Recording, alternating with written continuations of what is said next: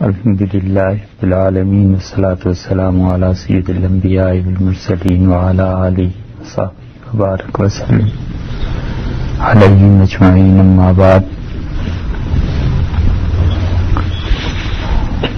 جناب رسول اللہ صلی اللہ علیہ وسلم کی سیرت طیبہ کے سلسلے میں بات یہ ہو رہی تھی کہ حضرت صلی اللہ علیہ وسلم کے والد محترم حضرت عبداللہ کی شادی ہوئی، اور ضمناً بات یہ بھی آ گئی تھی کہ ان کے متعلق جو روایات جھوٹ پر مبنی ہیں، اور اسی طرح سیرت طیبہ میں جو لوگوں نے جھوٹی روایات داخل کر دی ہیں، ان پر بھی کسی وقت بات ہوگی۔ خیال یہ تھا کہ ان روایات پر بات کی جائے جب نبی کریم صلی اللہ علیہ وسلم کا جانا شام کی طرف سفر کا ذکر کرتے ہیں کہ حضرت ابو طالب کے ساتھ اب وہاں تشریف لے گئے تھے، اور اس مقام پہ محدثین نے اور غیر محتاط مورخین نے اور غیر محتاط سیرت نگاروں نے جو روایات بیان کی ہیں، اس وقت ذکر کیا جائے اس موضوع کا، مگر پھر خیال یہ آیا کہ کچھ تھوڑی بہت بات تو اس موضوع پہ ہوئی ہے، اور حضرت عبداللہ کے متعلق متعدد روایات ایسی آئی ہیں، جناب رسول اللہ صلی اللہ علیہ وسلم کی ولادت کے متعلق بہت سی روایات ایسی آئی ہیں جو سراسر جھوٹ پر مبنی ہیں، تو بجائے اس کے کہ وہاں پہ بات کی جائے، یہیں پہ پہلے سے ہی بات کو کسی حد تک مکمل کر دیا جائے، تاکہ یہ ذہن میں رہے کہ جو سیرت طیبہ کے بیانات ہیں اور رسول اللہ صلی اللہ علیہ وسلم کے احوال اور حالات ہیں، ان میں اہتمام کیا گیا ہے اس بات کا کہ حد الوسع یہ کوشش کی جائے کہ کوئی بھی جھوٹ ان کی طرف منسوب نہ ہو، اور اپنے علم کے مطابق جو بات کی جائے اس کی بیک پہ پورے شواہد اور دلائل ہوں، اور اس بات کو خاص طور پر سامنے رکھا جائے کہ رسول اللہ صلی اللہ علیہ وسلم پر جھوٹ بولنا کبیرہ گناہوں میں سے حتیٰ کہ بعض حضرات کے نزدیک وہ کفر ہے۔ کوئی شخص بھی جسے اللہ تعالی نے ایمان سے نوازا ہے، اتنے بڑے گناہ کا جان بوجھ کر مرتکب نہیں ہوتا، اور مگر یہ ہو جاتا ہے کہ طبیعتوں میں نرمی ہوتی ہے، یا کبھی علم کی قلت ہوتی ہے، یا کبھی آدمی کسی کے اعتماد پر بات نقل کر دیتا ہے، اور یہ سب اسباب ایسے ہیں جن کی وجہ سے ضعیف حتیٰ کہ موضوع روایات نقل ہو جاتی ہیں۔ اس لیے سیرت میں اور جناب رسول اللہ صلی اللہ علیہ وسلم کی تعلیمات میں سے بہت سی چیزیں ایسی مل جائیں گی جن کے راویوں نے اپنے پاس سے کوئی فضیلت گھڑ دی ہے، کوئی جھوٹ بنا دیا ہے۔ بسا اوقات ایسے بھی ہوا ہے کہ انہوں نے کسی کے اعتماد پر نقل کر دیا ہے، اصل میں ان کی اپنی وجہ نہیں ہے، اور ایسے بھی مل جائیں گے جن ظالموں نے جان بوجھ کے جھوٹی روایات شریعت میں داخل کی تاکہ ہنسی مذاق اڑانے کا موقع ملے، تاکہ غیر مسلم ان چیزوں کو دیکھ کر خوش ہوں کہ دیکھو یہ اپنے ہاں کیسی کیسی باتیں کرتے ہیں۔ اس سلسلے میں تحفہ اثنا عشریہ جو ہے شاہ عبدالعزیز صاحب محدث دہلوی رحمۃ اللہ علیہ کی، اس کا ابتدائی حصہ بہت لاجواب چیز ہے اس موضوع پر کہ انہوں نے اس میں یہ ذکر کیا ہے کہ کوئی بھی فرقہ اپنے مخالفین کو نیچا دکھانے کے لیے کیا کیا حربے استعمال کرتا ہے اور کس طرح جھوٹی روایات اور جھوٹے علماء اپنی طرف سے بنا کر دوسرے کے نام لگا دیا جاتا ہے۔ سیرت میں بعض محدثین نے اس امر کا خاص اہتمام کیا کہ کوئی چیز بھی وہ اپنے ہاں درجہ استناد سے کم کی نہیں لائیں گے اور صحیح سند سے جو چیز بھی نقل کریں گے۔ امام بخاری رحمۃ اللہ علیہ نے اپنی صحیح میں باب باندھے ہیں متعدد اور رسول اللہ صلی اللہ علیہ وسلم کی سیرت طیبہ کا بیان کیا ہے۔ اسی طرح ابن تیمیہ رحمۃ اللہ علیہ نے، ابن کثیر رحمۃ اللہ علیہ نے بہت سی جگہوں پہ جہاں سیرت کے حالات اور وقائع بیان کیے ہیں اسناد پر بھی بحث کی ہے، مگر اس کے ساتھ ساتھ ایسے بھی مل جائیں گے جنہوں نے کوئی خاص اہتمام نہیں کیا اور وہ دوسرے درجے کے لوگ ہیں، اور تیسرے درجے کے لوگوں نے تو بالکل ہی تباہی مچا دی ہے۔ اردو میں جتنا سیرت کا ذخیرہ اب تک پایا جاتا ہے اور جس پر نگاہ ہے اور جتنی نظر سے کتابیں گزری ہیں، ان میں سب سے زیادہ محتاط اور سب سے زیادہ بحث مباحثہ کرنے والا اور سب سے زیادہ احادیث کی جانچ پرکھ کر کے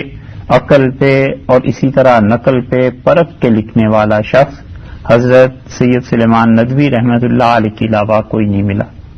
سید صاحب رحمۃ اللہ علیہ کے ہاں خاص اہتمام اس بات کا رہا ہے کہ کوئی چیز جو جھوٹ ہے رسول اللہ صلی اللہ علیہ وسلم کی طرف منسوب نہ ہو، اور سید صاحب رحمۃ اللہ علیہ نے اتنی زیادہ احتیاط کی ہے کہ اپنی سیرت جو انہوں نے لکھی ہے، اپنا یعنی جو حصہ سیرت کا مکمل کیا ہے سیرت النبی صلی اللہ علیہ وسلم کے نام سے، اس کی تیسری جلد میں انہوں نے بڑی صراحت سے یہ چیزیں ذکر کی ہیں کہ رسول اللہ صلی اللہ علیہ وسلم کی سیرت میں کیا کیا لوگوں نے جھوٹ ملا دیے، اور اس کے علاوہ یہ بھی صراحت کی ہے کہ میں نے کوئی چیز اس لیے نہیں داخل کی کہ حضرت صلی اللہ علیہ وسلم کی علیہ باللہ عظمت کو کم کیا جائے، بلکہ صرف یہ دکھانا مقصود ہے کہ اس طرح جھوٹ ان چیزوں میں آ جاتا ہے۔ جہاں تک رسول اللہ صلی اللہ علیہ وسلم پر جھوٹ بولنے کا تعلق ہے، اس سلسلے میں آج کی گفتگو میں حضرت سید صاحب رحمۃ اللہ علیہ سے بھی متعدد باتیں نقل کی جائیں گی، اور حق یہ ہے کہ انہوں نے لاجواب ذخیرہ جمع کیا ہے، کمال کی باتیں درج کی ہیں، اور اسی طرح ان احادیث کے سلسلے میں جہاں جھوٹ کا شبہ ہوتا ہے وہ کتابیں دیکھنی چاہیے جو موضوعات کے نام سے لکھی گئی ہیں۔ وضع کہتے ہیں کسی چیز کے بنانے کو، اور وضع کا مطلب یہ ہے اس میں فاعل ہے، یعنی وہ جو کوئی چیز بنائے اصل میں نہ ہو اور بنا دی جائے، اور موضوع کا مطلب یہ ہے کہ وہ روایات جو آسان لفظوں میں کہیے کہ گھڑ لی گئی، جھوٹ بنا دیا گیا۔ تو موضوعات پر ہر زمانے میں محدثین نے کتابیں لکھی ہیں، اور وہ اپنے اپنے زمانے کی موضوعات بتاتے چلے گئے ہیں کہ ہمارے زمانے میں یہ موضوعات ہیں، یہ جھوٹ ہیں جو جناب رسول اللہ صلی اللہ علیہ وسلم پر گھڑے گئے ہیں، اور یہ جھوٹ ہیں جو ان کی طرف منسوب کیے گئے ہیں۔ امام بخاری رحمۃ اللہ علیہ نے اپنی صحیح میں باب باندھا ہے پہلی جلد میں، اور انہوں نے اس میں یہ بتایا ہے 4 احادیث نقل کر کے، جس کو انہوں نے شروع کیا ہے کہ اسم من کذب علی النبی صلی اللہ علیہ وسلم، اس شخص کا گناہ جو رسول اللہ صلی اللہ علیہ وسلم پر جھوٹ بولتا ہے۔ یہ ہے موضوع روایت کہ رسول اللہ صلی اللہ علیہ وسلم پر جو شخص بھی جھوٹ بولتا ہے۔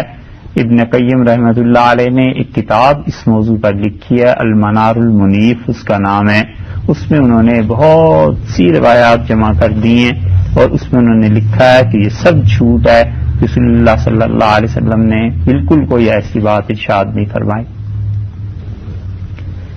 ابن جوزی نے العلل المتناہیہ کے نام سے کتاب لکھی ہے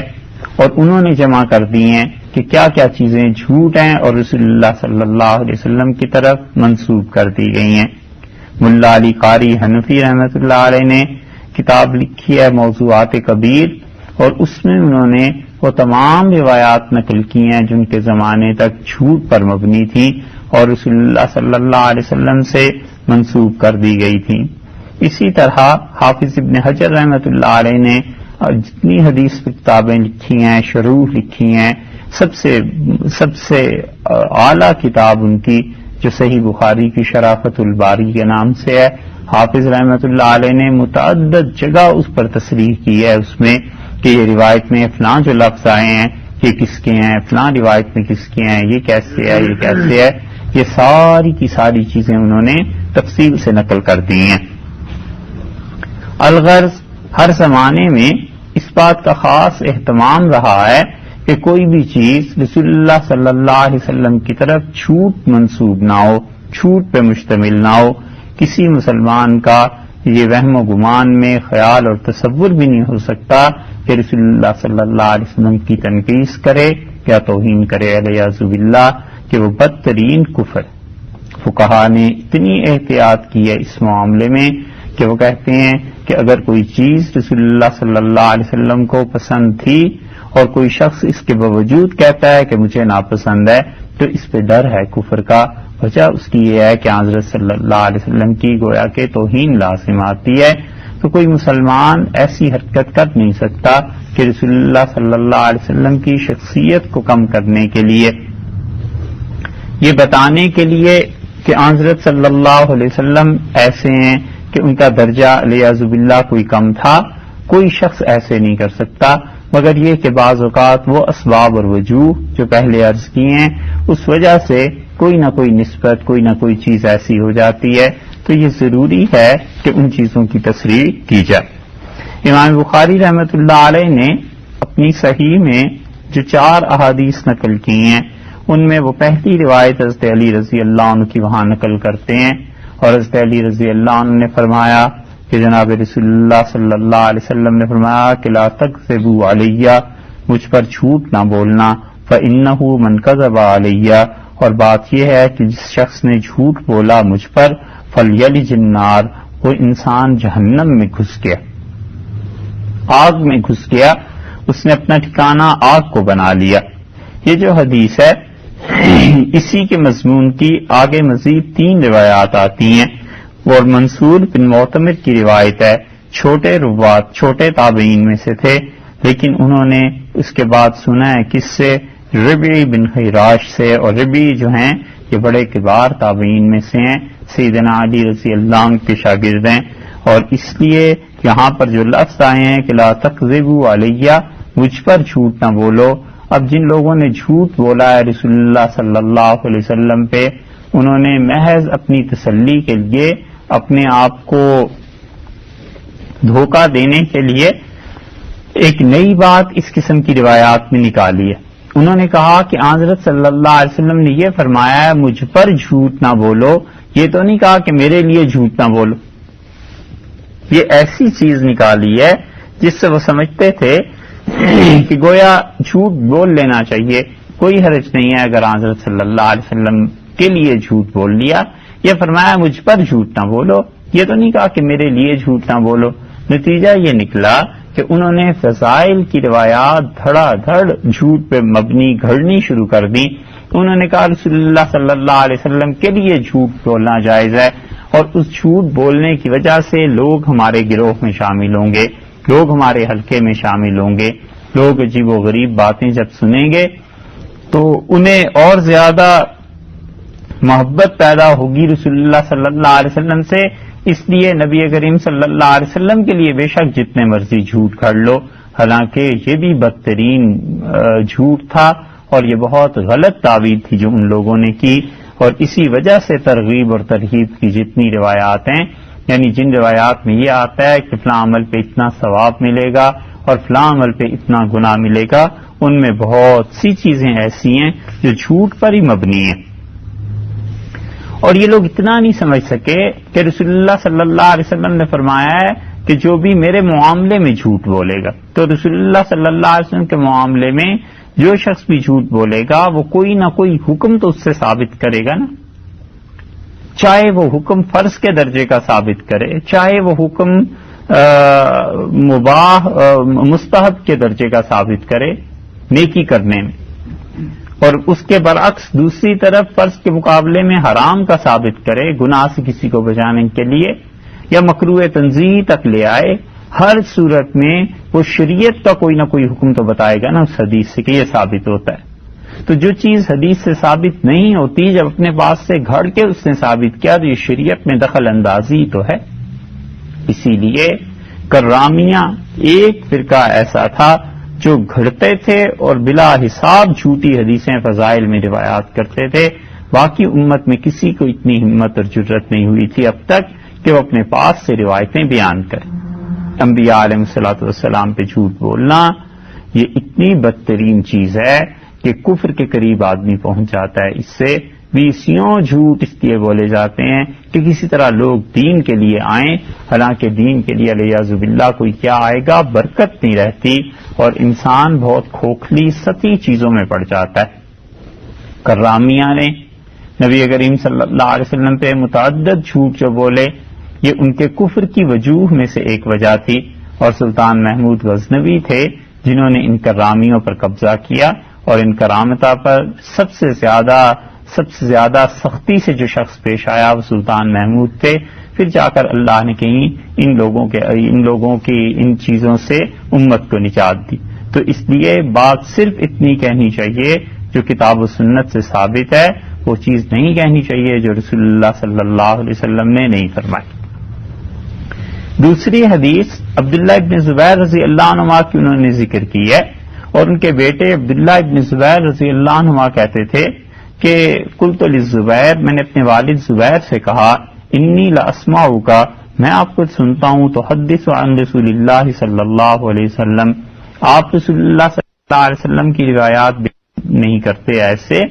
انی لا اسمعک، میں آپ سے نہیں سنتا، میں آپ سے ایسے نہیں سنتا کہ آپ رسول اللہ صلی اللہ علیہ وسلم سے احادیث بیان کریں کما یحدث، جیسے کہ حدیث بیان کرتے ہیں فلان و فلان، فلاں اور فلاں جو ہیں، یعنی صحابہ کرام رضی اللہ عنہ کے انہوں نے نام لیے کہ وہ بیان کرتے ہیں. قال اما، انہوں نے کہا بیٹے بات یہ ہے کہ انی لم افارقہ، میں نے رسول اللہ صلی اللہ علیہ وسلم کو کبھی نہیں چھوڑا، کبھی ان سے الگ نہیں ہوا. ولیکن سمعتہ یقول، میں نے یہ جو کم احادیث بیان کرتا ہوں اس کی وجہ یہ ہے کہ میں نے رسول اللہ صلی اللہ علیہ وسلم سے سنا ہے، آپ نے فرمایا تھا کہ من کذب علیہ، جس شخص نے مجھ پر جھوٹ بولا، فلیتبوأ مقعدہ من النار، اسے چاہیے کہ جہنم میں اپنا ٹھکانہ سوچ کر رکھے، جہنم اس کا ٹھکانہ ہے. یہ حضرت زبیر رضی اللہ عنہ ہیں، اور ان کے یہ جو ہیں بیٹے عبداللہ ابن زبیر رضی اللہ عنہ ان سے سوال کر رہے ہیں اور کہتے ہیں کہ میں نے آپ سے اتنی احادیث نہیں سنی جیسے فلاں اور فلاں روایت بیان کرتے ہیں. فلاں اور فلاں کون روایت بیان کرتے ہیں؟ یہ ابن ماجہ میں آئی ہے تصریح کہ جیسے عبداللہ ابن مسعود رضی اللہ عنہ بیان کرتے ہیں، آپ اتنی حدیثیں بیان نہیں کرتے. اور عبداللہ ابن مسعود رضی اللہ عنہ کا جو ذکر کیا عبداللہ ابن زبیر رضی اللہ عنہ نے یہ کیا تو ہے، مگر عبداللہ ابن مسعود رضی اللہ عنہ کا خود اپنا یہ حال تھا کہ لوگ کہتے ہیں ہم ایک برس ان کے پاس رہے اور کبھی نہیں سنا انہوں نے کہا اور رسول اللہ صلی اللہ علیہ وسلم نے یہ کہا ہے، یہ فرمایا ہے. ایک تابعی 1 سال یا 2 سال کا کہتے ہیں میں ان کے پاس رہا، اور ایک دن انہوں نے بس یہ کہا 2 سال کے بعد یا 1 سال کے بعد کہ رسول اللہ صلی اللہ علیہ وسلم نے یوں فرمایا، اور ان کی آنکھوں میں آنسو آ گئے اور ان کا چہرہ سرخ ہو گیا، اور پھر انہوں نے حدیث سنا کے میں کہا کہ او کما قال او نحو قال، رسول اللہ صلی اللہ علیہ وسلم نے ایسے ہی کہا تھا یا اس سے ملتی جلتی کوئی بات ارشاد فرمائی تھی. اتنا ڈر تھا کہ کہیں ایسے نہ ہو انہوں نے نہ کہا ہو اور میں ان کی طرف کوئی بات منسوب کر دوں، تو وہ ڈرتے تھے اس سے کہ حضرت صلی اللہ علیہ وسلم نے فرمایا ہے کہ جہنم وہ ٹھکانہ سوچ لے اپنا. تو ابن مسعود رضی اللہ عنہ خود بڑے محتاط تھے حدیث بیان کرنے میں، لیکن یہ حضرت زبیر رضی اللہ عنہ سے اس سے بھی کم چکے سنی ہے عبداللہ ابن زبیر رضی اللہ عنہ نے تو اس لیے انہوں نے کہا کہ بھائی یہ کیا بات ہے کہ جیسے وہ حضرات بیان کرتے ہیں آپ بیان نہیں کرتے. تو انہوں نے کہا لم افارقہ، میں رسول اللہ صلی اللہ علیہ وسلم سے دور نہیں رہا، الگ نہیں ہوا، علیحدہ نہیں رہا. اور اسماعیلی کی روایت میں لفظ آگے ان کے یہ آتے ہیں کہ مذ اسلمت، جب سے میں نے اسلام قبول کیا ہے میں نے اللہ صلی اللہ علیہ وسلم کو نہیں چھوڑا. اور مراد یہ ہے کہ عام حالات میں وقتنا سے زبیر رضی اللہ عنہ نے تو حبشہ بھی ہجرت کی ہے، یہ ان لوگوں میں سے ہیں جو حبشہ ہجرت کر کے تشریف لے گئے تھے، پھر وہاں سے مدینہ منورہ آئے. تو ظاہر ہے کہ کچھ برس تو رسول اللہ صلی اللہ علیہ وسلم سے الگ رہے ہیں. تو یہ کہنا عام حالات کے اعتبار سے کہ اکثر و بیشتر میں رسول اللہ صلی اللہ علیہ وسلم کے ساتھ ہی رہا ہوں. اسی طرح مدینہ طیبہ کی جو ہجرت ہے وہ انہوں نے نہیں کی، یہ تو حبشہ سے ہی مدینہ منورہ آ گئے تھے، رسول اللہ صلی اللہ علیہ وسلم کے ساتھ تو نہیں آئے. تو اس لیے ان کا کہنا کہ میں نے انہیں نہیں چھوڑا، غالب حالات میں عام طور پہ نہیں چھوڑا، مراد وہ زمانہ نہیں ہے کہ ہمیشہ ہی ساتھ رہے ہوں، وگرنہ ہجرت کا زمانہ اس کے برعکس جا کے پڑتا ہے. ایک دوسری روایت میں بھی آیا ہے کہ میں نے اپنے والد سے پوچھا تو انہوں نے مجھے یہ کہا کہ میرے بیٹے بینی و بینہ من القرابہ، میرا اور رسول اللہ صلی اللہ علیہ وسلم کا رشتہ داری کا تعلق تھا، تمہیں معلوم ہی ہے. اور نبی کریم صلی اللہ علیہ وسلم کے ساتھ میرا کیا تعلق تھا، ان کی جو اہلیہ تھیں حضرت خدیجہ رضی اللہ عنہا وہ میری پھوپھی لگتی تھی.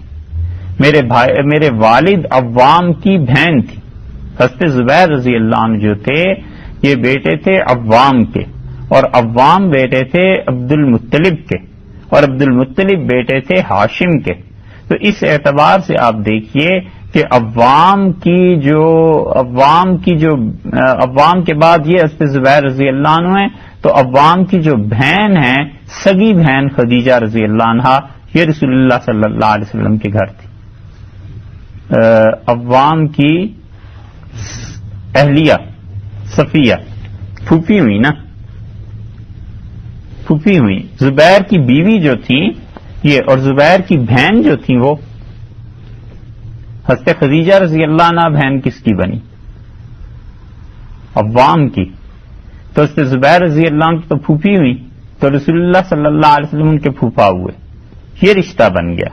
اور اسی طرح دوسری طرف رشتہ بنتا تھا صفیہ سے، اور تیسرا رشتہ آگے چل کے بنتا تھا. اور انہوں نے یہ بھی کہا کہ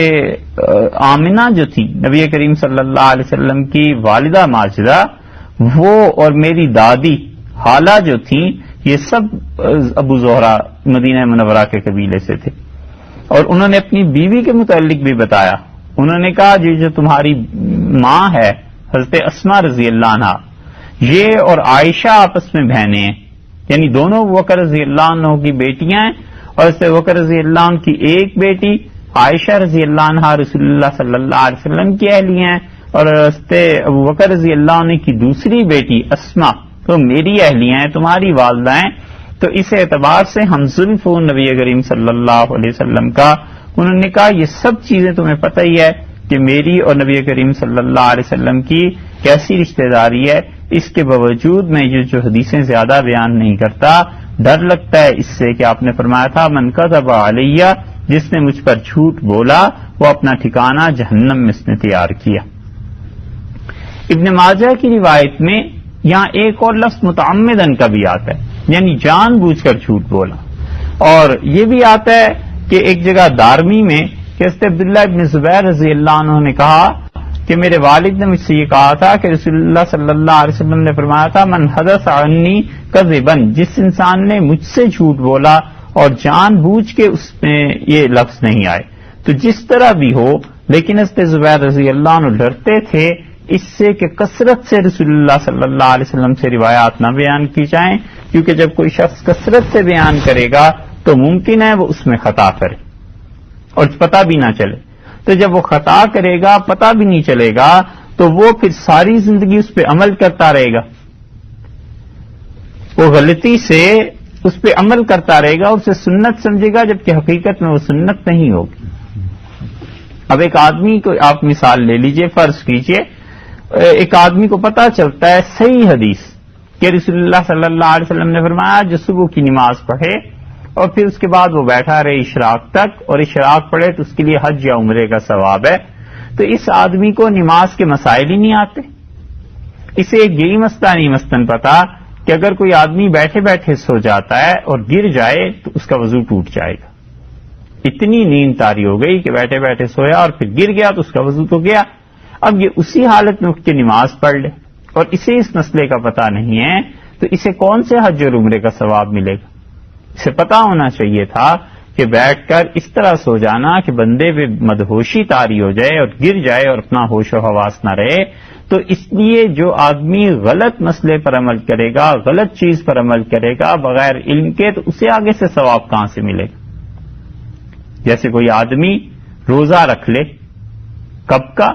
شعبان کے آخری دن کا، یہ سوچ کے کہ شاید آج یکم رمضان ہی ہو، چلو رکھ لیتے ہیں روزہ، نہیں تو نفل ہو جائے گا. تو رسول اللہ صلی اللہ علیہ وسلم نے کیا فرمایا؟ حضرت ابو ہریرہ رضی اللہ عنہ نے کہا اس دن روزہ نہ رکھنا،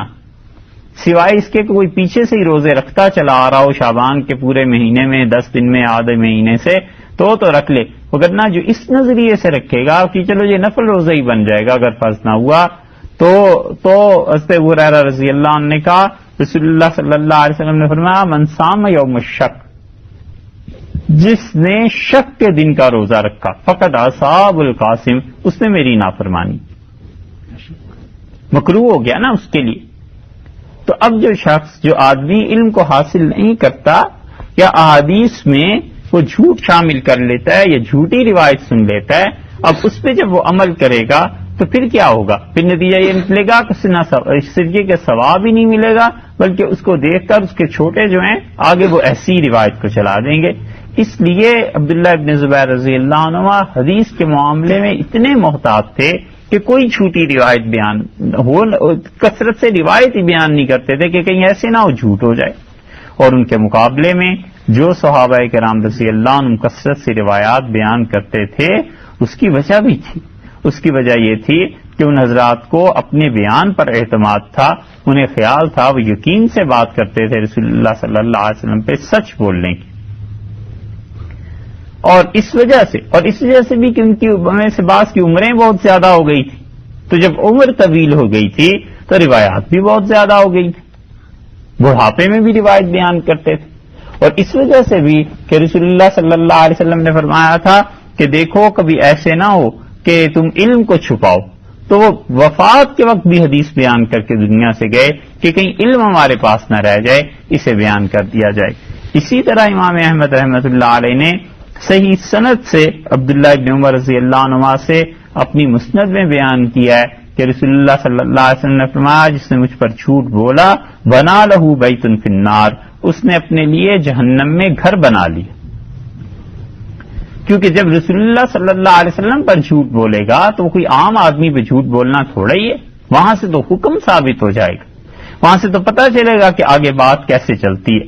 پھر تیسری حدیث وہ حضرت انس رضی اللہ عنہ کی وہاں انہوں نے نقل کی ہے اور انہوں نے کہا ہے کہ حضرت انس رضی اللہ عنہ نے کہا کہ میں رسول اللہ صلی اللہ علیہ وسلم سے لیمنعنی، مجھے جو چیز منع کرتی ہے کہ ان احدثکم، میں حدیثاً کثیراً، کثرت سے حدیثیں تمہیں بتاؤں، رسول اللہ صلی اللہ علیہ وسلم سے بیان کروں. وہ کیا چیز ہے جو کثرت سے بیان نہیں کرنے دیتی؟ وہ یہ ہے کہ ان النبی صلی اللہ علیہ وسلم قال، رسول اللہ صلی اللہ علیہ وسلم نے یہ فرمایا کہ من تعمد علی کذبا، جس نے جان بوجھ کر مجھ پر جھوٹ بولا، فلیتبوأ مقعدہ من النار، اس نے جہنم میں اپنا ٹھکانہ بنائے.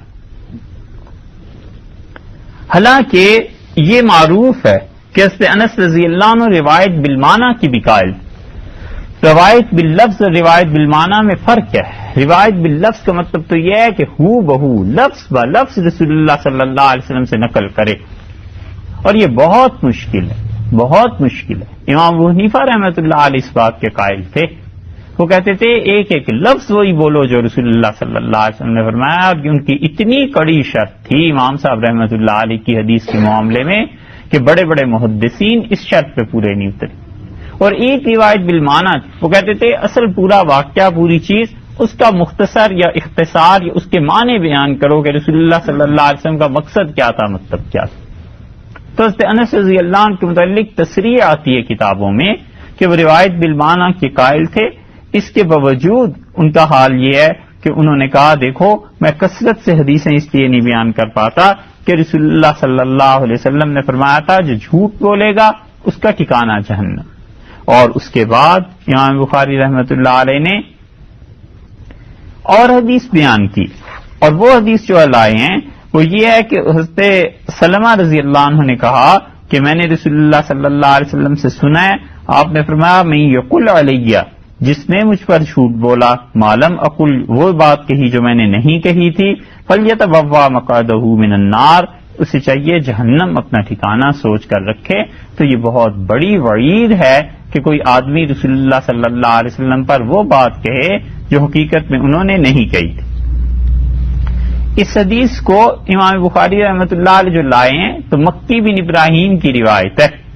اور یہ مکی بن ابراہیم امام بخاری رحمۃ اللہ علیہ کے بہت بڑے مشائخ میں سے ہیں، اور بہت زیادہ احادیث انہوں نے نقل کی ہیں مکی بن ابراہیم کی. اور مکی بن ابراہیم رحمۃ اللہ علیہ کا حال یہ تھا کہ انہوں نے تابعین میں سے 17 سے زیادہ جلیل القدر تابعین کی روایات بیان کی ہیں. اور انہوں نے یہ حدیث سنی ہے ابو عبید سے، اور ابو عبید جو ہیں یہ سلمہ ابن اقویٰ رضی اللہ عنہ کے غلام ہیں. سلمہ ابن اقویٰ اور اس کے بعد ابو عبید اور مکی بن ابراہیم اور امام بخاری رحمۃ اللہ علیہ، درمیان میں 3 واسطے ہوئے نا امام بخاری کے رسول اللہ صلی اللہ علیہ وسلم سے. تو یہ 3 واسطوں کی جو حدیث کسی محدث کے ہاں ہوتی ہے ثلاثیات انہیں کہتے ہیں، یعنی ثلاثی ہے، 3 واسطے ہیں مصنف کے درمیان اور رسول اللہ صلی اللہ علیہ وسلم کے درمیان، اور محدثین اسے بہت زیادہ اہمیت دیتے تھے، خوش ہوتے تھے، اور بڑے فخر اور ناز کی چیز ہوتی تھی. وہ کہتے تھے ہمارے اور رسول اللہ صلی اللہ علیہ وسلم کے درمیان صرف 3 واسطے.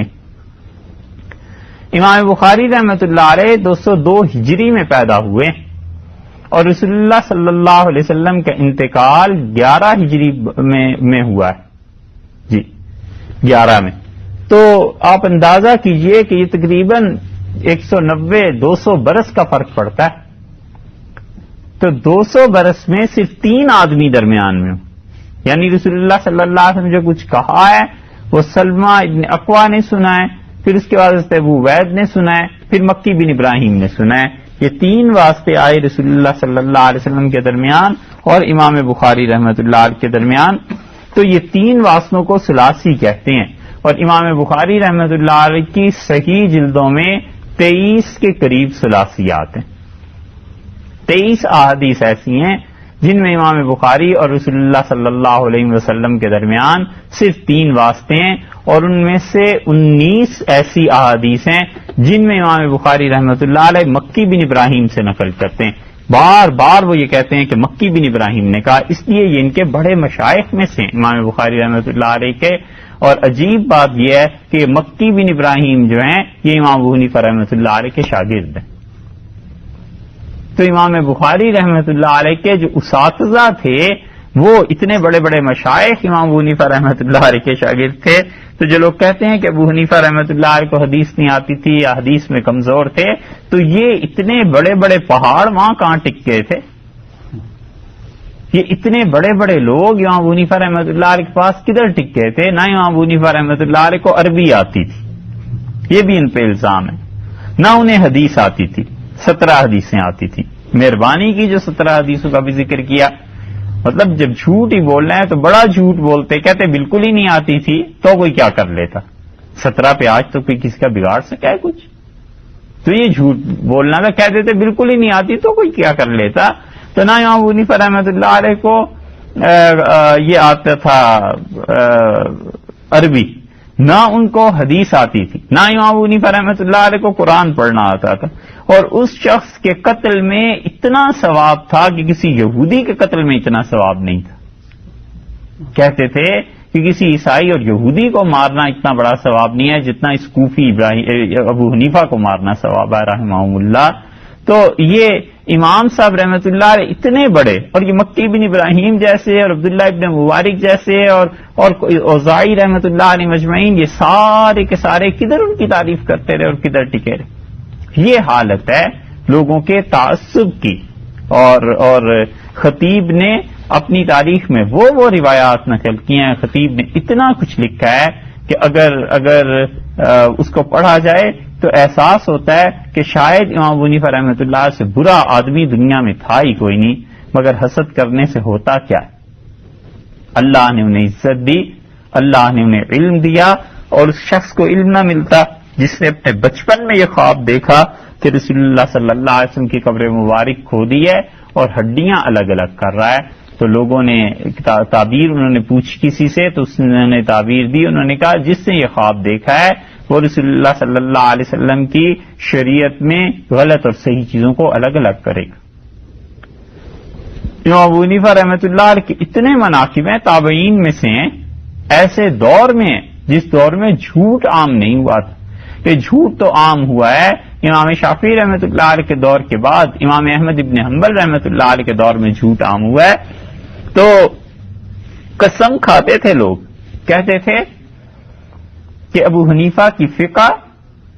اور حفص کی قرات, امام عاصم کی قرات, یہ دونوں کوفہ کے پل سے اس پار نہیں جائیں گی, دریا سے ادھر ادھر ہی رہیں گی, ورے ورے رہیں گی, پرے نہیں جائیں گی. اور وہ ہوتے اب تو اپنی قسموں کا کفارہ دیتے کہ دنیا بھر میں قرآن پاک امام عاصم کی حفص کی روایت میں آج پڑھا جا رہا ہے, یا امام ورش رحمۃ اللہ علیہ کی قرات پہ پڑھا جا رہا ہے. اور دنیا بھر میں غالب اکثریت امام ابو حنیفہ رحمۃ اللہ علیہ کی پیروکار رہی ہے ہر زمانے میں, صرف آج ہی نہیں ہمیشہ سے ایسے ہی چل رہا ہے. اکثر حصہ دنیا کا امام صاحب رحمۃ اللہ علیہ کے مسلک پر عمل کر رہا ہے. تو حسد جلنے والے ایسے ہی کرتے ہیں, لیکن کتنے دن یہ حسد چلتا ہے سوائے اس کے کہ اپنی نیکیاں وہ دوسرے کے کھاتے میں منتقل کرتے رہیں, اور سوائے اس کے کہ جہنم میں اپنے ٹھکانے بناتے رہیں, خدا کے غضب کو دعوت دیتے رہیں اور اللہ کی لعنتیں پڑھتی رہیں. امام ابو حنیفہ رحمۃ اللہ علیہ کے دشمنوں پہ بس یہی ہوتا رہا, دشمنی ہوتی رہی. مکی بن ابراہیم امام بخاری رحمۃ اللہ علیہ کے شیخ اور شاگرد کس کے؟ امام ابو حنیفہ رحمۃ اللہ علیہ. یہ تو بخاری کوئی پڑھے اور پڑھائے تو وہ جگہ جگہ بتائے کہ یہ آدمی امام محمد کا شاگرد ہے, یہ آدمی امام ابو حنیفہ رحمۃ اللہ علیہ کے شاگرد ہے, یہ حنفیوں میں سے ایسے ہیں. تو انہوں نے 23 ثلاثیات گنی امام بخاری رحمۃ اللہ علیہ نے, اس میں سے 19 مکی بن ابراہیم کی, اور یہ شاگرد امام ابو حنیفہ رحمۃ اللہ علیہ کے. اور انہوں نے کہا کہ نبی کریم صلی اللہ علیہ وسلم نے فرمایا تھا کہ دیکھو مجھ پر جھوٹ جو بولتا ہے وہ کوئی ایسی بات کہے جو میں نے نہیں کہی. سیدھا سا جملہ فرمایا کہ جو وہ کہے جو میں نے نہیں کہا تو جہنم میں جائے گا. مؤلف نے اس لیے امام بخاری رحمۃ اللہ نے بعد میں یہ حدیث نقل کی ہے کہ وہ لوگوں کو بتائیں کہ رسول اللہ صلی اللہ علیہ وسلم پہ جھوٹ بولنا سب سے زیادہ خطرناک چیز ہے. اور اسی لیے امام بخاری رحمۃ اللہ علیہ اس باب کے آخر پہ یہ حدیث لائے ہیں کہ نبی کریم صلی اللہ علیہ وسلم نے فرمایا کہ تسمو باسمی, میرے نام پہ اپنا نام رکھ لیا کرو. ولا تقنو, اور دیکھو کنیتی, میری کنیت پہ اپنی کنیت نہ رکھنا. ومن رانی فی المنام, جس شخص نے مجھے خواب میں دیکھا, فقد رانی, اس نے مجھے ہی دیکھا. فإن الشیطان لا يتمثل بی, لا يتمثل فی صورتی, شیطان میری صورت بنا کر نہیں آ سکتا. ومن کذب علی متعمدا, اور جس نے جان بوجھ کر مجھ پر جھوٹ بولا, فلیتبوا مقعدہ من النار, اسے چاہیے کہ جہنم میں اپنا ٹھکانہ سوچ رکھے. انہوں نے یہ حدیث لا کر گویا اس چیز کی طرف اشارہ کر دیا کہ رسول اللہ صلی اللہ علیہ وسلم پر جھوٹ بولنا برابر ہے, چاہے وہ بیداری کے متعلق جھوٹ ہو چاہے نیند کے متعلق جھوٹ.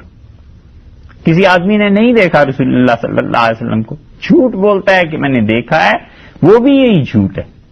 خواب جھوٹا بیان کرنا کہ حضرت صلی اللہ علیہ وسلم کی زیارت ہوئی ہے, وہ بھی یہ جھوٹ ہے. اور اسی طرح بیداری میں جھوٹ تو جھوٹ ہی پھر بولتا ہے. امام بخاری رحمۃ اللہ علیہ اس حدیث کو لائیں, اور اتنا یہ منقذب عالیہ جس کا آخری جملہ ہے, اتنے صحابہ کرام رضی اللہ عنہ سے روایت کیا ہے. عبداللہ بن عمر بن العاص رضی اللہ عنہ کی روایت میں آتا ہے, حضرت مغیرہ رضی اللہ عنہ کی روایت میں آتا ہے,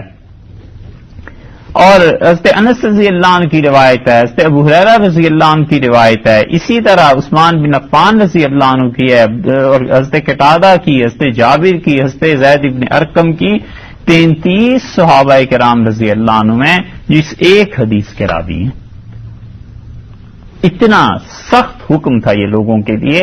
کوئی جرت نہیں کر سکتا تھا صحابہ کرام رضی اللہ عنہ میں سے کہ رسول اللہ صلی اللہ علیہ وسلم پر جھوٹ بولتا۔ 33 صحابہ کرام رضی اللہ عنہ تو صحیح ترین سند سے ثابت ہیں، اور اگر اس کے ساتھ ضعیف سندیں بھی شامل کر لی جائیں تو 50 کے قریب ہیں، اور امام نووی رحمۃ اللہ نے لکھا ہے کہ میرے پاس 200 صحیح اور ضعیف حدیثیں ہیں جن میں یہ جملہ آیا ہے کہ رسول اللہ صلی اللہ علیہ وسلم فرمایا مجھ پر جھوٹ نہ بول۔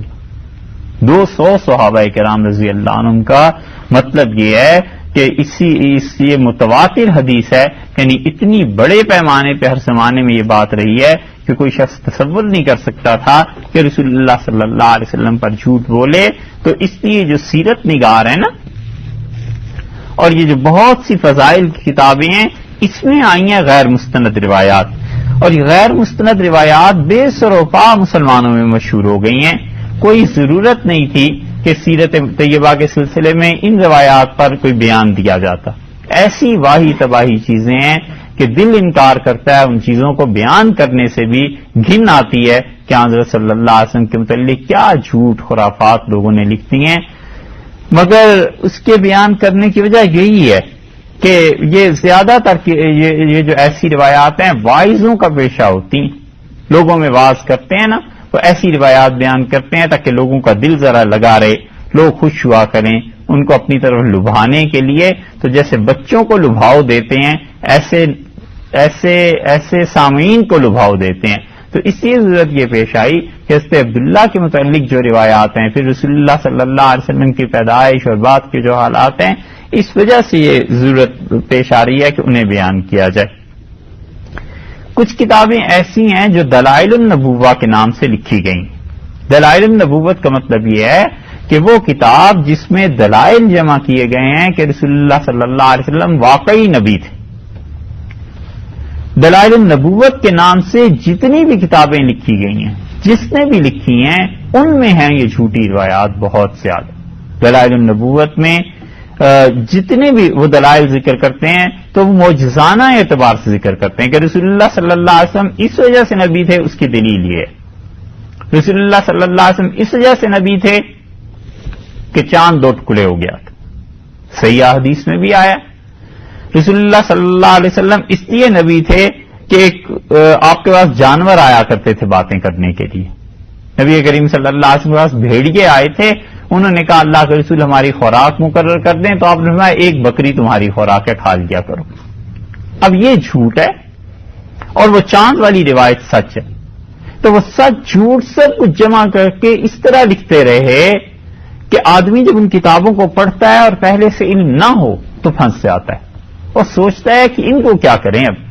اب اگر وہ عام آدمی ہو تو ڈرتا ہے بیچارہ کہ انکار کروں تو پتہ نہیں یہ سچی بات ہو، ایسے ہی خام خواہ فتویٰ لگے گا اور خام خواہ نکاح بھی ٹوٹ جائے گا، اور خام خواہ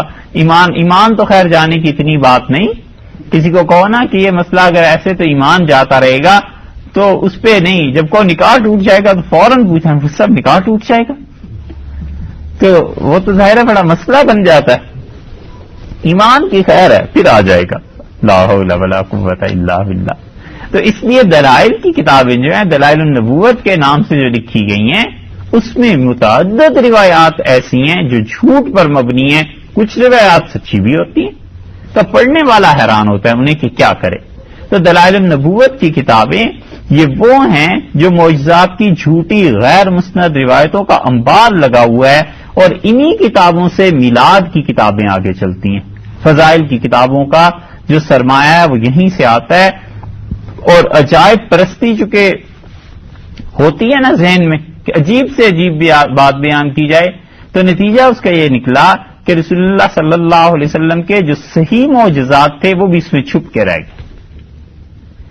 اور صحیح اور غلط چیز کی تمیز کے لیے بڑی کاوش کرنا پڑتی ہے۔ حضرت صلی اللہ علیہ وسلم کے صحیح معجزات میں سے ہے کہ چاند 2 ٹکڑے ہو گیا، اب اس کے ساتھ جھوٹی روایت لکھیں گے کہ رسول اللہ صلی اللہ علیہ وسلم کے لیے سورج روک دیا گیا تھا، آپ نے قافلے کا کہا تھا کہ وہ فلاں دن آ جائے گا، اس دن نہیں پہنچا، تو حضرت صلی اللہ علیہ وسلم کو بڑی پریشانی تھی، اللہ تعالیٰ نے سورج کو چلانا ہی روک دیا۔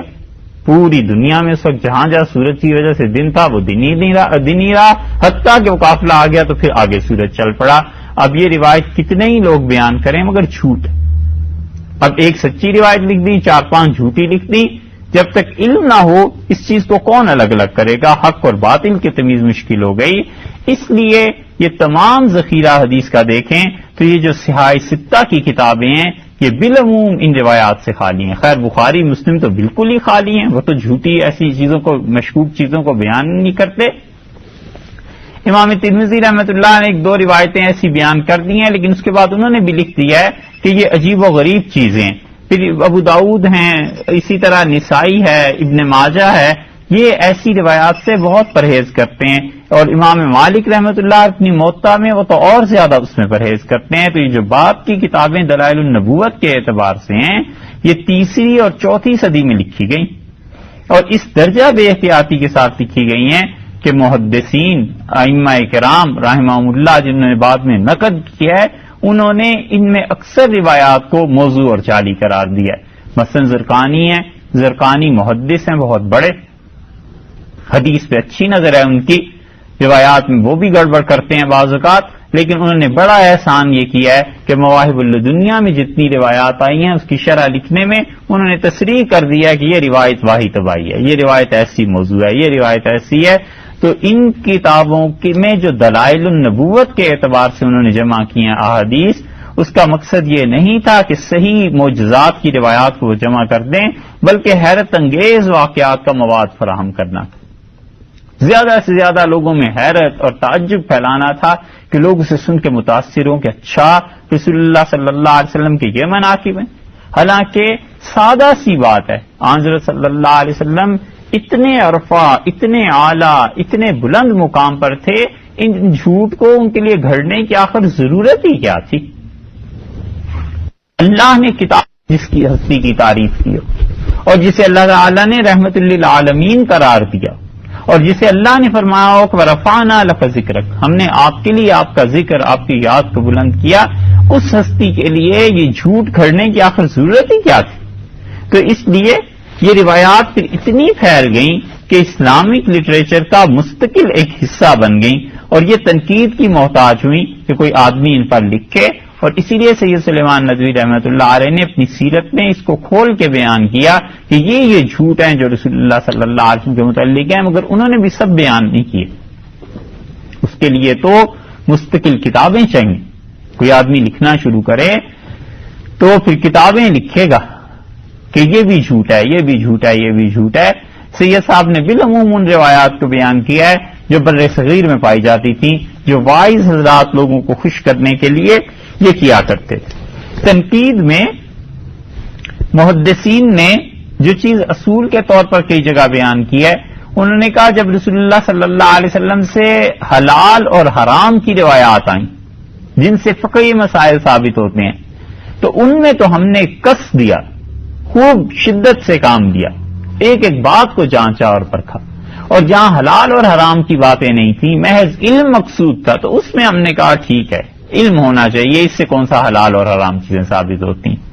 مثلا یہ روایت کہ رسول اللہ صلی اللہ علیہ وسلم کے والد حضرت عبداللہ کی جب شادی ہوئی تو اس رات 200 عورتیں مر گئیں قریش کی.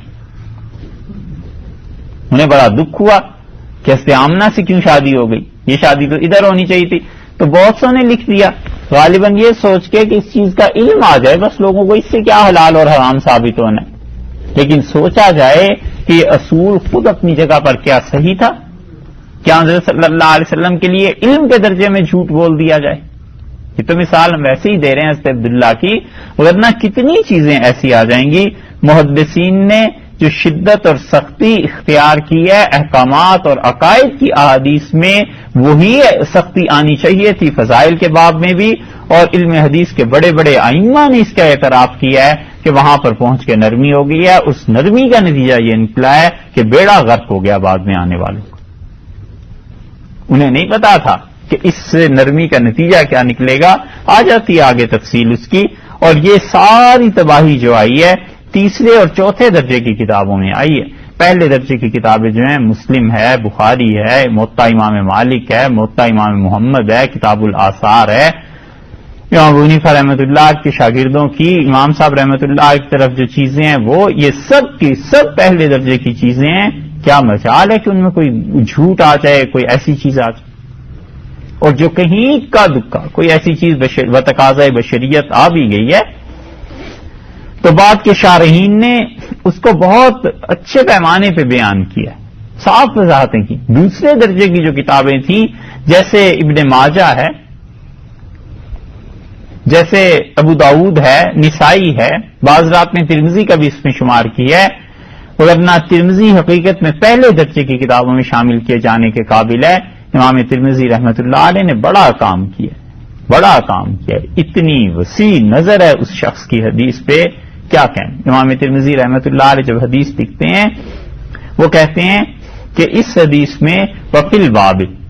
اس حدیث میں فلاں فلاں فلاں فلاں صحابہ کرام رضی اللہ عنہ کی اور بھی روایات ہیں۔ ایک حدیث وہ بیان کریں گے تو بجائے اس کے کہ ساری احادیث چیپٹر کی بیان کریں 2 4 5 لکھنے کے بعد، پھر وہ کہتے ہیں کہ اس چیپٹر میں فلاں فلاں فلاں فلاں صحابی رضی اللہ عنہ نے بھی حدیث بیان کی ہے۔ اب ہونا یہ چاہیے کہ کسی بھی حدیث پر حکم لگانے سے پہلے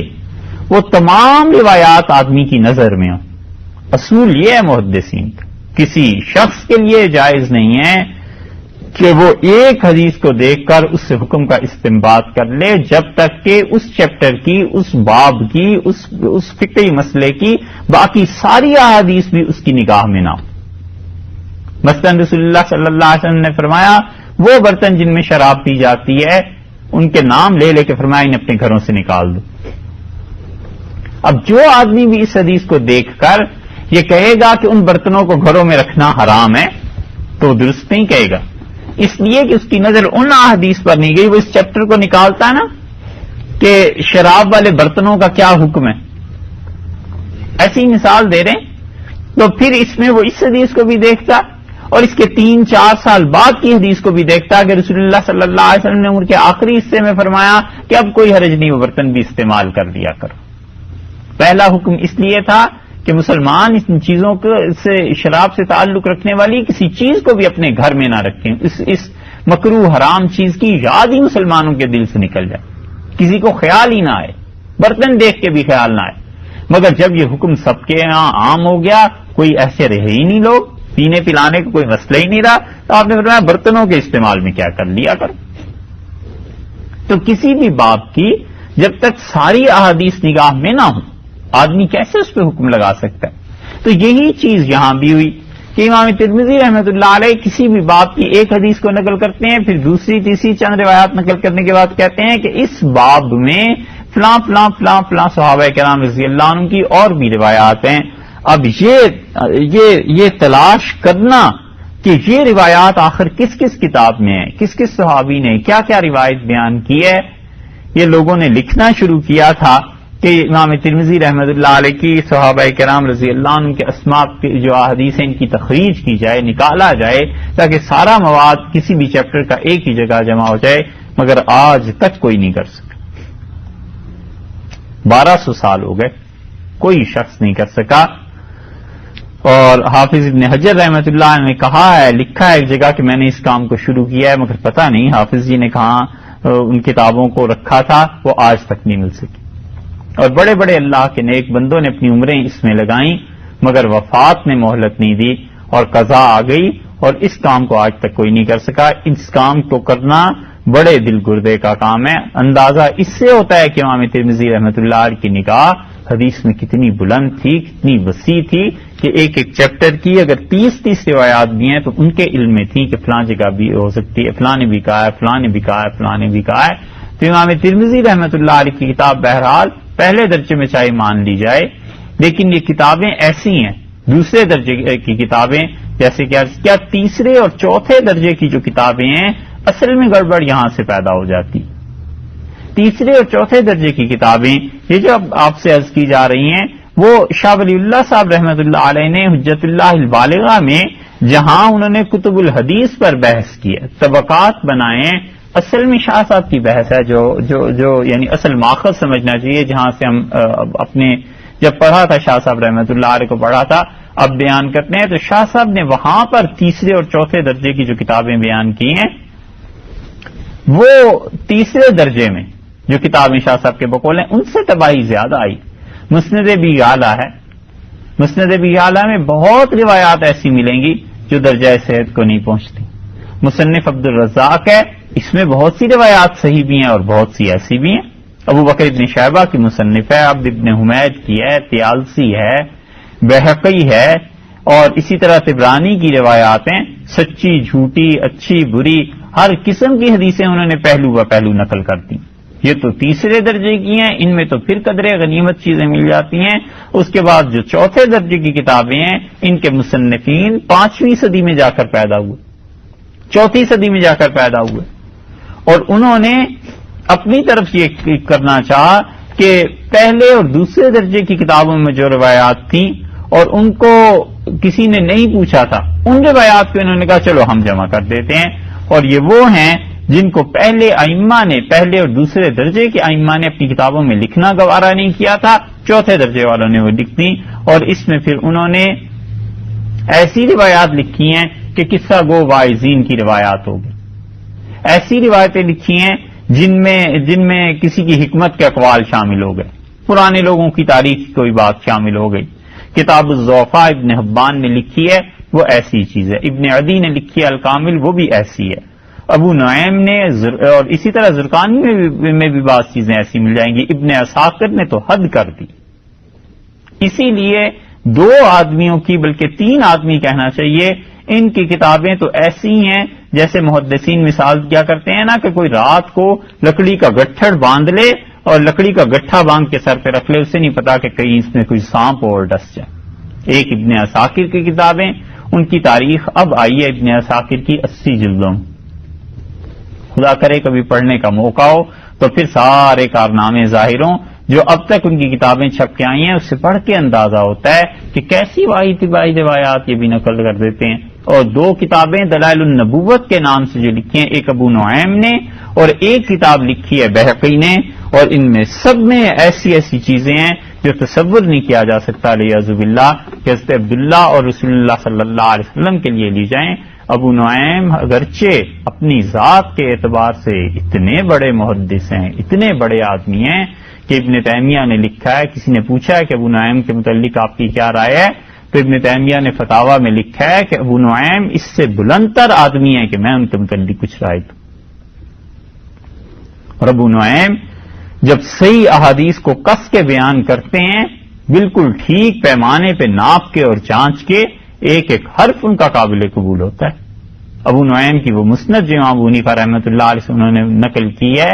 وہ اس کے کیا کہنے، اس میں وہ سٹینڈرڈ ہے. اور دوسری طرف ابو نعیم کو دیکھو تو جو انہوں نے دلائل النبوہ لکھی ہے، حیرت ہوتی ہے، سمجھنا دشوار ہو جاتا ہے کہ ایک ہی شخص میں یہ بھی عروج ہے اور یہ بھی چیز ہے. اسی لیے ان کی شخصیت کا روب یا شخصیت کا پاس اتنا تھا کہ انہوں نے جو اپنی ایک کتاب لکھی ہے اولیاء اللہ کے حالات پہ، نہیں یہ ابو نعیم کی کتاب منگائی بھی تھی، حلیۃ الاولیاء امام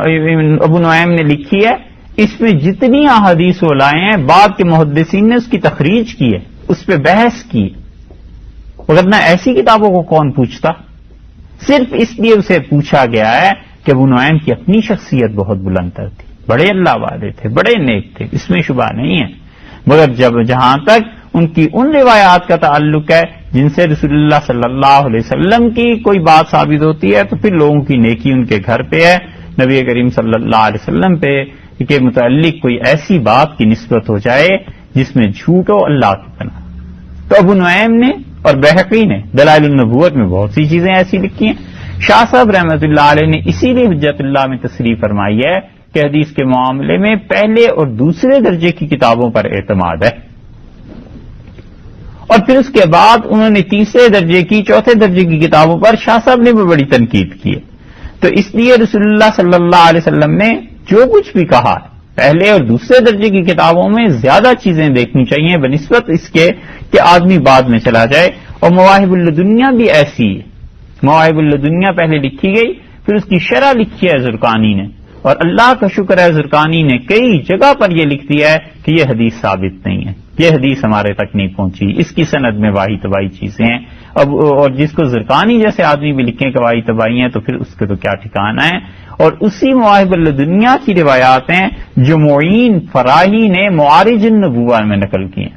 معارج النبوت فارسی کی ایک کتاب ہے، 1200 صفحے کی کتاب ہے. اس کو پڑھ کے تو سر پیٹنے کو جی چاہتا ہے کہ یہ سارے کے سارے جھوٹ کہاں گئے. اسی کی کتاب معارج النبوت کی اردو میں جب آئی ہیں نا چیزیں تو یہ پھر میلاد شریف بن گئی ہے. جگہ جگہ پر میلاد کے جو جھوٹے قصے ہیں یہ بہت سے قصے اسی کے معارج النبوت سے نقل کیے گئے ہیں. آپ کہیں بھی دیکھیں جو لوگ کہتے ہیں یہ سیرت کی کتابوں میں، اور آگے حوالہ کیا ہوگا مواہب الدنیا، آگے حوالہ اگر لکھا ہوگا تو معارج النبوہ. معارج النبوہ فارسی کے تھے، ملا معین کو چاہیے تھا لوگوں کو دل خوش کرنا، اس نے خوب جھوٹ لکھے ہوئے ہیں اور وہ سارے ادھر آ گئے. اور ان کی کتابوں کا سرمایہ کہاں سے آیا؟ انہوں نے جھوٹ بہت سے کہاں سے نقل کیے ہیں؟ انہوں نے بہت سے جھوٹ نقل کیے ہیں طبقات ابن سعد سے. ابن سعد نے لکھی ہے طبقات میں چیزیں، اور ابن سعد نے اس پہ کوئی حکم نہیں لگایا.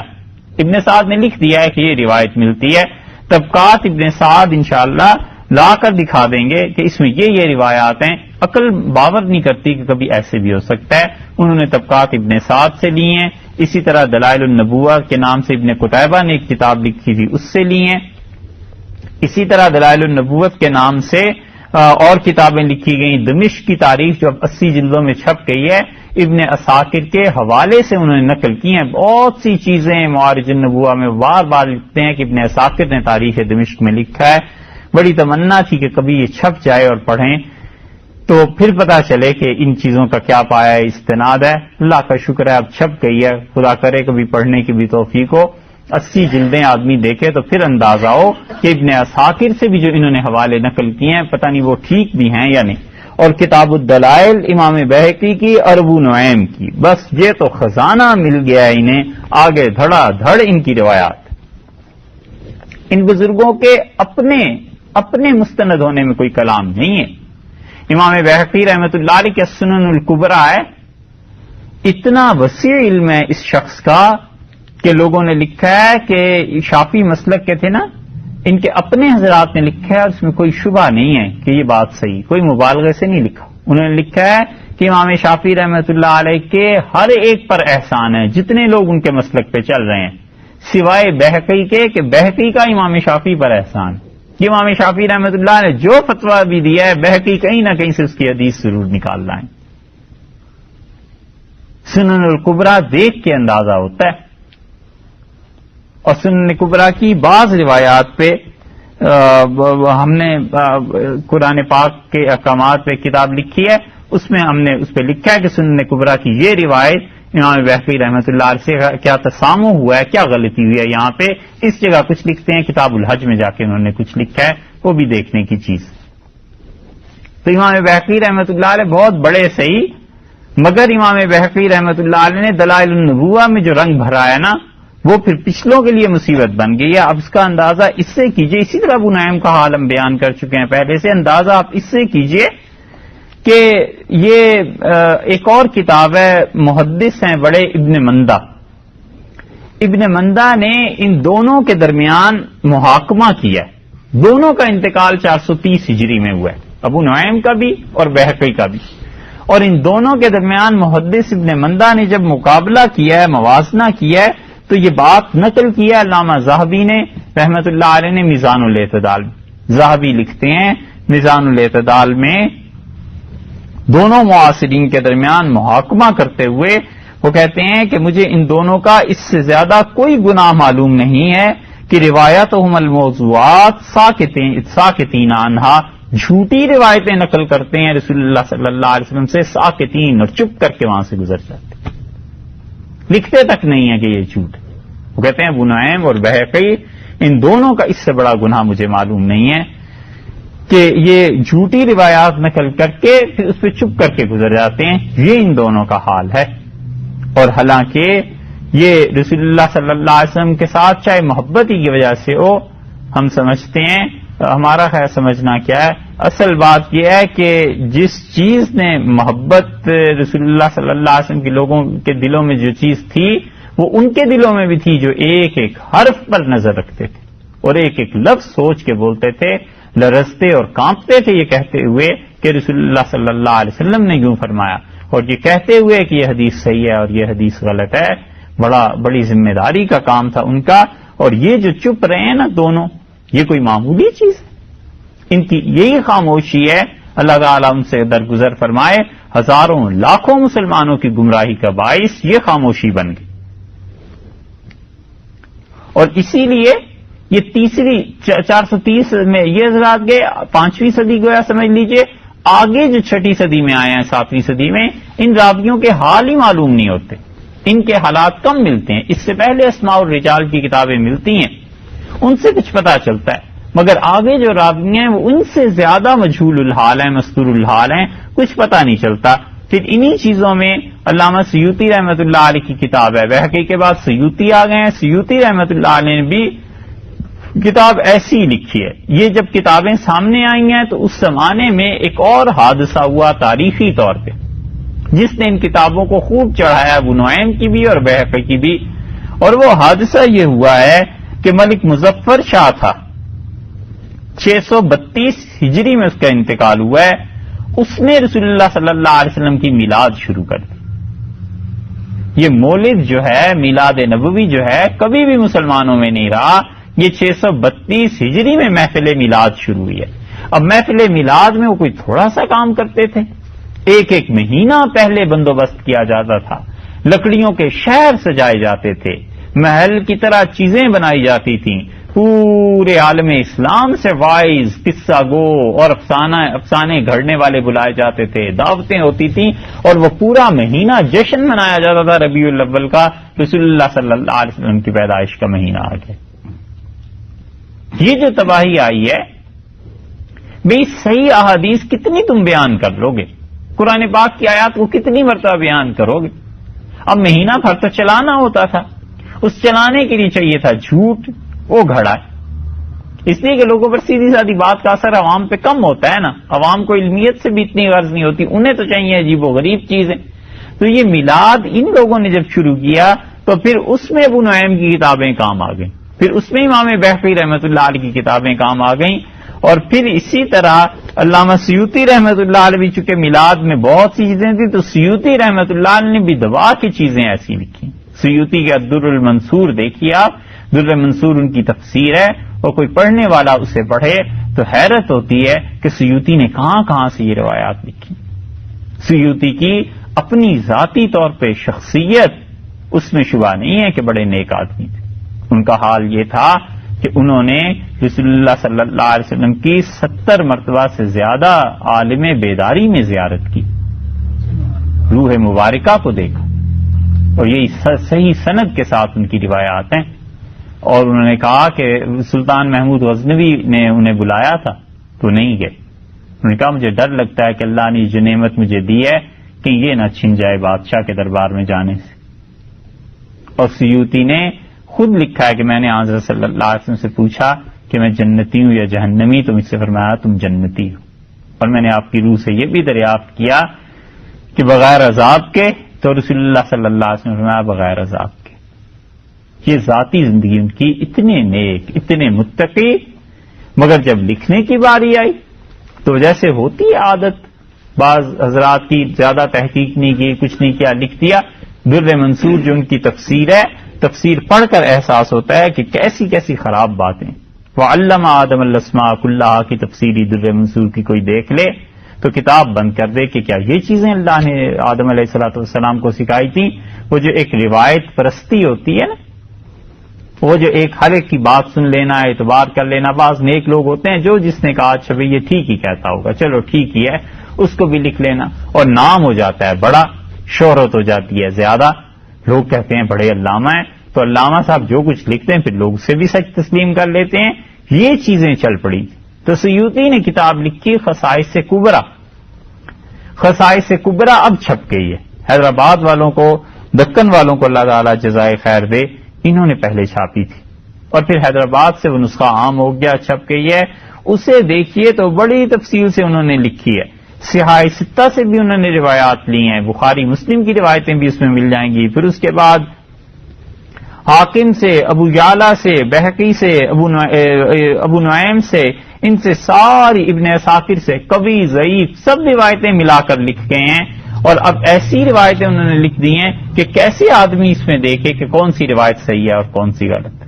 یہاں تک کہ دیباچے میں انہوں نے خود لکھا ہے کہ اس تالیف میں نے جھوٹی روایتیں تو نہیں لکھی، لیکن ضعیف روایتیں جن کی سندیں مجھے ملی ہیں میں وہ بھی لکھ کے آؤں۔ تو یہ بڑے محققین ہیں جو پڑھ سکتے ہیں، عام آدمیوں کے پڑھنے کی بات کہاں ہے؟ اس لیے آپ میلاد کی جتنی کتابیں سیرت پہ لکھی کی کتابیں بہت سی دیکھیں گے، آخر پہ معارج النبوہ لکھا ہوا ہے، خصائص کبریٰ لکھا ہوا ہے، اور ابو نعیم لکھا ہوا ہے، علامہ سیوطی لکھا ہوا ہے۔ اس لکھنے کا یہ مطلب تھوڑا یہ ہے کہ یہ سب کچھ صحیح نقل کر رہے ہیں۔ کوئی امتیاز ہونا چاہیے تھا بھلی اور بری چیزوں کی تمیز کے لیے، یہ کافی نہیں ہے کہ روایت معتبر، ضعیف، موضوع سب روایتیں پہلو پر پہلو لکھتے ہیں، کچھ پتہ نہیں چلتا کہ اس میں کتنی لکڑیاں ہیں جو جلانے کے قابل ہیں، جو مفاد اور فائدہ دینے والی ہیں، اور کتنے سانپ بھرے، کتنے ہیرے ہیں جنہیں بیچا جا سکتا ہے، اور کتنے پتھر ہیں جن پتھروں کی کوئی قیمت نہیں ہے۔ مشکل تو وہاں چل کر پیش آ جاتی ہے۔ اس لیے حضرت صلی اللہ علیہ وسلم کے متعلق بہت سی چیزیں ملیں گی۔ ولادت کے موقع پہ عجیب و غریب چیزیں ہیں، اور ابو نعیم رحمۃ اللہ علیہ نے دلائل النبوہ میں سب نقل کر دی ہیں، اور پھر اس کے بعد انہوں نے اپنی اس کتاب پر ایک جگہ تنقید بھی کر دی ہے، اور یہاں تک کہ خصائص جو ان کی کتاب ہے سیوطی کی، ابو نعیم سے بہت سی چیزیں لکھنے کے بعد آخر پر لکھتے ہیں کہ ابو نعیم نے جو چیزیں لکھی ہیں ان کی کوئی خاص سند نہیں ہے،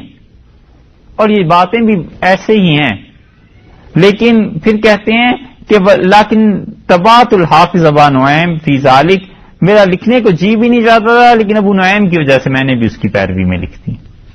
ارے بھائی جب جی نہیں چاہتا اور تم جانتے ہو کہ یہ حدیثیں غلط ہیں، پھر لکھنے کی کیا ہے؟ پھر وہی روایت پرستی کا ایک مرض ہے جو غالب ہے، کہتے ہیں اس کو میں نے بھی لکھ دی ہے۔ اس لیے اس خصائص کبریٰ میں دیکھیں تو اب ایک گدھے کا واقعہ لکھا ہے کہ رسول اللہ صلی اللہ علیہ وسلم کے زمانے میں ایک گدھا ہوتا تھا، جن تھا وہ گدھے کی صورت میں آتا تھا، اور رسول اللہ صلی اللہ علیہ وسلم کی سواری میں آنے کا مشتاق تھا کہ حضرت صلی اللہ علیہ وسلم مجھ پر سواری کریں، لوگوں کے گھروں میں جا کر اور انہیں اشارے کر کر کے بلاتا تھا۔ یہ عجیب و غریب گدھا رسول اللہ صلی اللہ علیہ وسلم کو ملا تھا خیبر میں، اور پھر وہ کیا کرتا رہا، یہودیوں کے مظالم اور یہودیوں کی سازشوں کی داستانیں سناتا رہا حضرت صلی اللہ علیہ وسلم۔ اور جب حضرت صلی اللہ علیہ وسلم کا انتقال ہوا ہے تو گدھے کو اتنا دکھ ہوا یہ جا کے کنویں میں گر گیا اور مر گیا۔ یہ ساری جھوٹی روایت خصائص کبریٰ میں ہے، اور انہوں نے ابن عساکر کے حوالے سے نقل کر دیا ہے، اور ہم اس روایت کو پڑھتے رہے، اور جس دن ان کی دوسری تصنیف چھپ کے آئی ہے احادیث موضوعہ پر، الاعالی المصنوعہ سیوطی رحمۃ اللہ کی کتاب ہے، اس کتاب میں ہم دیکھ کے حیران رہ گئے جب انہوں نے لکھا کہ یہ بات جھوٹی ہے۔ بھئی یہ جھوٹی ہے تو خصائص کبریٰ میں آپ نے کس کھاتے میں نقل کر دی؟ وہاں چپ کر کے گزر گئے ابن عساکر کا حوالہ دے کے، اور پھر یہاں آ کے لکھ دیا جھوٹی ہے۔ جس شخص نے الاعالی المصنوعہ نہیں پڑھی ہے وہ آدمی کیسے اعتبار کرے گا کہ یہ کیا سچ ہے کیا جھوٹ ہے؟ اسی لیے زرقانی نے شرح مواہب میں اسی طرح کی چیزوں کا لکھا ہے کہ وہ کہتے ہیں محدثین کی عادت ہے کہ عقائد اور احکامات میں بڑی صحیح احادیث اور بہت اس کو ہر چیز کو دیکھ کے پہلو کو پھر بیان کرتے ہیں، اور جہاں فضائل کے درجے کی چیزیں آ گئیں وہاں پر وہ کہتے ہیں بس ٹھیک ہے نرمی کر لو۔ لیکن کیا یہ اصول صحیح ہے؟ اس پہ رسول اللہ صلی اللہ علیہ وسلم کی یہ احادیث نہیں آتی کہ جس نے جان بوجھ کر جھوٹ بولا وہ جہنم اپنا ٹھکانہ بنا لے؟ اس لیے جو حدیث کے ائمہ تھے، امام نووی تھے، حافظ ابن حجر تھے،